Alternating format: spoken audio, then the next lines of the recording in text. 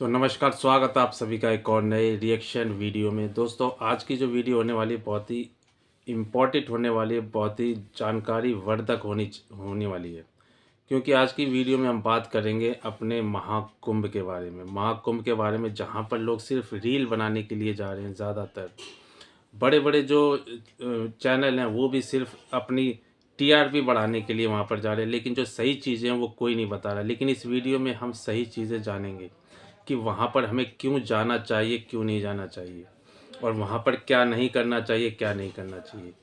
तो हमें ये वहाँ पर इस वीडियो में ये जानकारी मिलेगी कि हमें महाकुंभ में क्यों जाना चाहिए। लोग ज़्यादातर जा रहे हैं वहाँ पर रील बना रहे हैं, वीडियो बना रहे हैं और सिर्फ अपने मनोरंजन के लिए जा रहे हैं, लेकिन वो जो सही चीज़ें हैं वो कोई भी नहीं करता। तो चलिए पहले हम देखते हैं कि हमें महाकुंभ में क्या करना चाहिए और क्या नहीं करना चाहिए।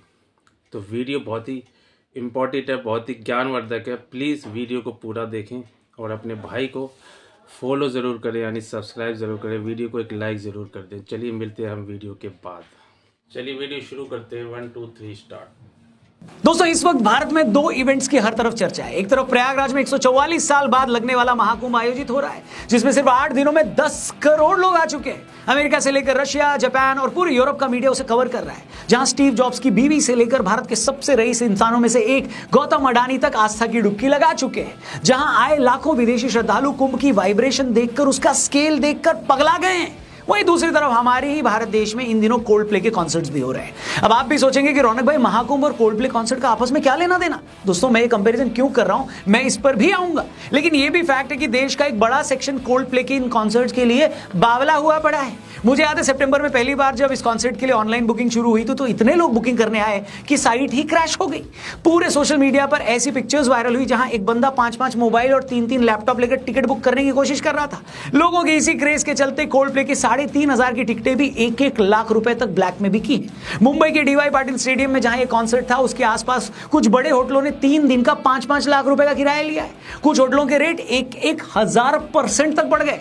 अहमदाबाद के नरेंद्र मोदी स्टेडियम में जहां 25-26 जनवरी को ये कॉन्सर्ट होने वाला है, वहां भी होटल वाले 3 दिन के लिए 1-1 लाख रुपए तक ले रहे हैं। मुंबई अहमदाबाद की फ्लाइट की टिकट 3-3 गुना तक महंगी हो गई है। मतलब एक तरफ प्रयागराज में दुनिया के इतिहास का सबसे बड़ा आध्यात्मिक मेला लगा है और दूसरी तरफ इसी देश में आज दुनिया के सबसे बड़े म्यूजिक बैंड का कॉन्सर्ट भी हो रहा है। दोनों ही अपनी अपनी जगह बहुत जरूरी है। महाकुंभ से लेकर जो जनता की दीवानगी है उसे तो एक्सप्लेन करने की जरूरत है नहीं, लेकिन कोल्ड प्ले कॉन्सर्ट को लेकर अगर भारत का एक यूथ इतना पागल हो रहा है तो हम उसे भी समझ सकते हैं, क्योंकि कोल्ड प्ले को लेकर पूरी दुनिया में यही पैशन है। अब आप पूछेंगे कि रौनक भाई, अगर दोनों अपनी अपनी जगह सही हैं तो फिर प्रॉब्लम क्या है? ये वीडियो बनाकर अपना और हमारा दोनों का टाइम वेस्ट क्यों कर रहे हो? इस पर मैं यही कहूंगा कि मेरे को कोई प्रॉब्लम नहीं है। दोनों ही जगह लोग अपने अपने इंटरेस्ट से जा रहे हैं। दोनों ही इवेंट की वजह से हजारों करोड़ का रेवेन्यू भी जनरेट हो रहा है। तो प्रॉब्लम क्या हो सकती है? ये कंट्री के लिए अच्छा ही है, हाँ, लेकिन फिर भी कुछ चीजों को लेकर मेरा ऑब्जेक्शन है, या यूं कहें कि वो चीजें मेरे को हैरान करती हैं। मैं यहाँ कोई हवाई या इमोशनल बात नहीं करने वाला। हेलो, अगले कुछ देर में जब मैं आपको कुछ आर्ग्यूमेंट दूंगा ना, तो आप खुद डिसाइड नहीं कर पाओगे कि इन बातों पर ताली पीटनी है या अपना सर पीटना है। और ये सब बातें आपको ये सोचने पर मजबूर कर देंगी कि यार, कहीं ये गलती मैं भी तो नहीं कर रहा था। तो दोस्तों, मैं कह रहा था महाकुंभ और कोल्ड प्ले कॉन्सर्ट को लेकर भारत के लोगों की दीवानगी एक साथ देखता हूं ना, तो कुछ चीजें मुझे हैरान करती है। सबसे पहले तो एक तरफ महाकुंभ को लेकर पूरी दुनिया बावली हो रखी है।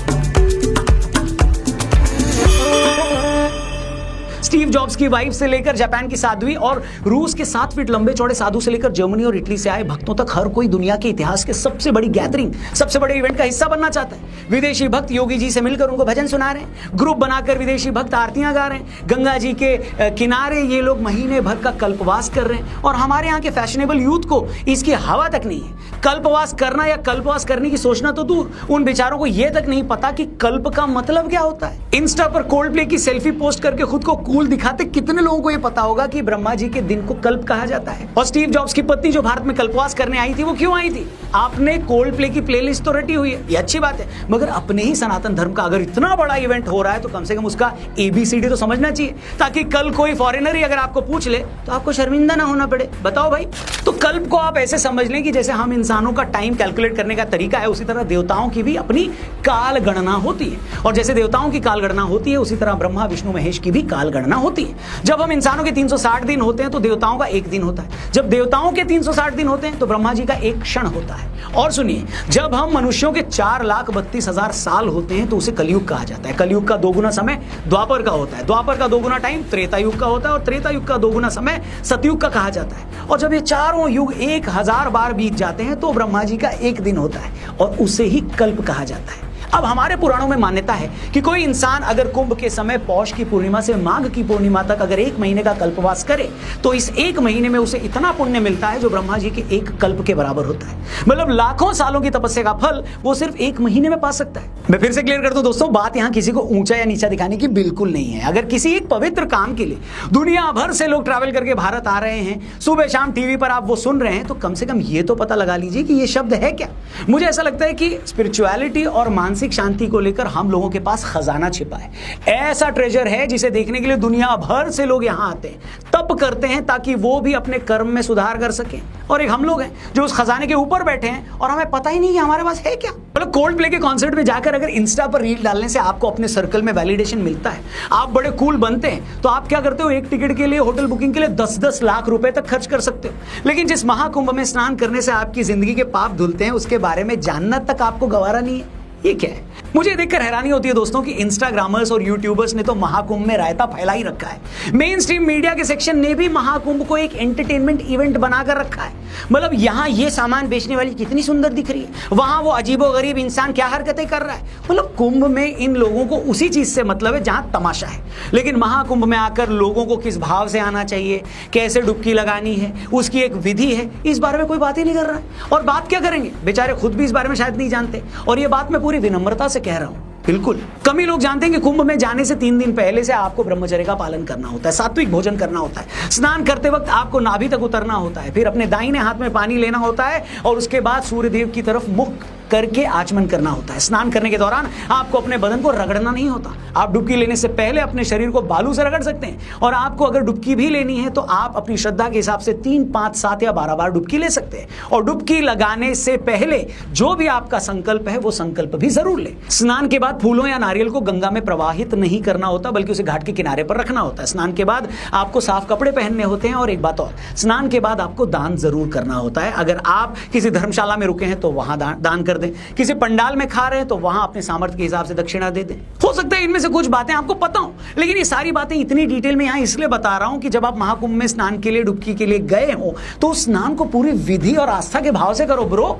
कुंभ में जाना कोई दोस्तों के साथ मनाली या गोवा जाने का प्लान नहीं है कि चलो भाई घूम के आते हैं, वहां की वाइब चेक करके आते हैं, अपनी बकेट लिस्ट में एक और टिक हो जाएगा। हेलो, बिल्कुल ऐसा नहीं करना चाहिए। महाकुंभ में आना कोई मॉल में घूमने आना जैसा नहीं है। जब तक आप उस आस्था को, उस आयोजन की पवित्रता को महसूस नहीं करेंगे, तब तक इससे होने वाले पुण्य को कैसे कमाएंगे बताओ।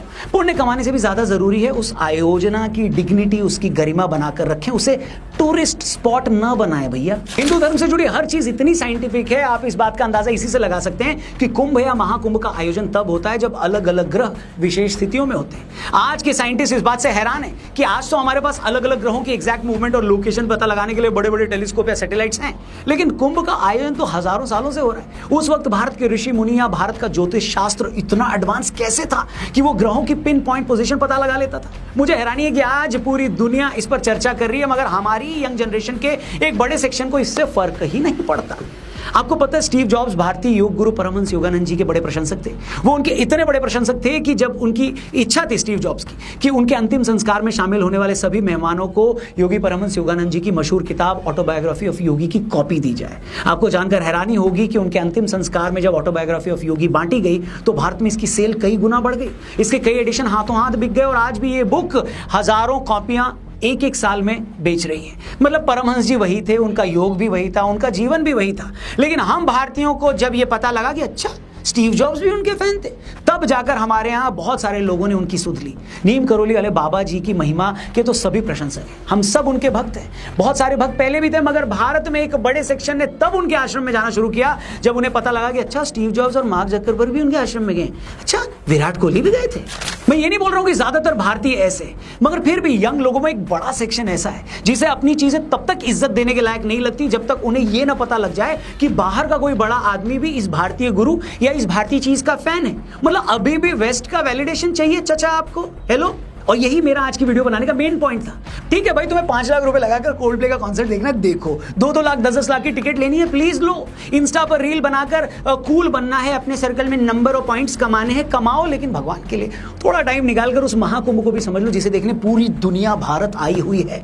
थोड़ा टाइम निकालकर समझो कि हमारा कल्चर क्या है, सनातन की ताकत क्या है, हमारे धर्म के पीछे का साइंस क्या है, क्योंकि सारी दुनिया शांति की तलाश में हमारे यहाँ आती है। क्या वजह है कि एक वक्त पर हम आर्ट से लेकर साइंस हर चीज में विश्व गुरु थे। दुनिया की सबसे बड़ी यूनिवर्सिटीज कहां थी? हमारे यहाँ। दुनिया की सबसे पुरानी किताबें कहां लिखी? हमारे यहाँ। हमने दर्शन पर क्या क्या नहीं लिखा। थोड़ा टाइम निकालकर इन चीजों को भी समझो भाई। या आप महाकुंभ पर भी ध्यान तब दोगे, हेलो, कब दोगे? तब दोगे ना जब क्रिस मार्टिन बोलेगा कि मैं अपना कॉन्सर्ट खत्म करने के बाद अपने क्रू के साथ महाकुंभ में स्नान करने के लिए जाऊंगा, तभी ध्यान दोगे क्या?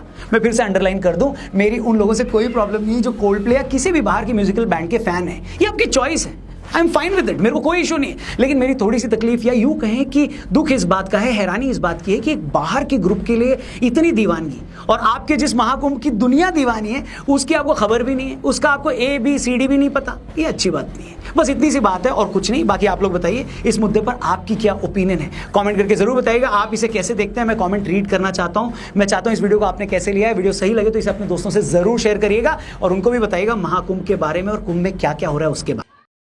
तो चलिए भाई, ये वीडियो तो हो गई ख़त्म और आपने देखा कि रौनक भाई ने कितने डिटेल में बताया। मतलब ज़्यादा डिटेल में नहीं, लेकिन फिर भी बहुत चीज़ें बता दी है जो वहाँ पर करना चाहिए, कहाँ तक हमें कितनी डुबकी लगानी चाहिए ये तक बता दिया। लेकिन ज़्यादातर लोगों को ये भी नहीं पता कितनी डुबकी लगाते हैं भाई, और कहाँ तक पानी होना चाहिए, कितनी बार डुबकियाँ लेते हैं, ये भी नहीं पता लोगों को। बस जाते हैं, अपना कैमरा सामने रख लेते हैं और वीडियो बनाने लग जाते हैं। तो भाई मैं यही कहूँगा कि वहाँ पर जाओ, अपनी चीज़ों को दिखाओ। जैसे आप अंग्रेज़ के बारे में, अंग्रेज़ के लिए दीवाने हो रहे हो, अपनी जो चीज़ें यहाँ पर जो सालों से चली आ रही है, कितने सालों से चली आ रही है महाकुंभ, 144 साल के बाद ये पर्व आया। मतलब ये बाद में आपके जीवन में कभी नहीं आएगा। तो उस चीज़ को पहले समझो भाई, अपनी आस्था को क्यों ख़राब करते हो। तो अंग्रेज़ को देखने के लिए जा सकते हैं, लेकिन महाकुंभ में नहीं जा सकते, और जो जाता भी है वो बेचारा अपना रील में ही लगा रह जाता है।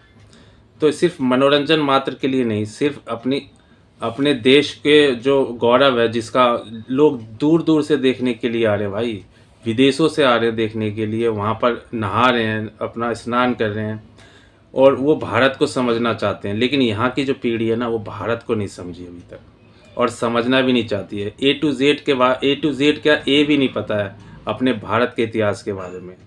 तो पहले उसको समझो, ये समझना बहुत ज़रूरी है। चलिए दोस्तों, मैं ज़्यादा बात क्या करूं, आप खुद समझदार हो, आप खुद जानो कि हमारा भारत देश का इतिहास कितना बड़ा है। लोग भारत को जानने के लिए विदेशों से आ रहे हैं, रूस से आ रहे हैं, अमेरिका से आ रहे हैं, पता नहीं कहाँ कहाँ से आ रहे हैं। लेकिन आप अभी नई पीढ़ी हो, आपको समझना ज़्यादा ज़रूरी है, क्योंकि आपके जीवन में ये महाकुंभ सिर्फ एक ही बार आएगा। उसके बाद शायद आपकी आने वाली पीढ़ी भी इस वाले महाकुंभ को ना देख पाए। तो चलिए फिर आपसे मिलते हैं एक और नेक्स्ट वीडियो में। तब तक के लिए आप सभी को जय हिंद, जय भारत।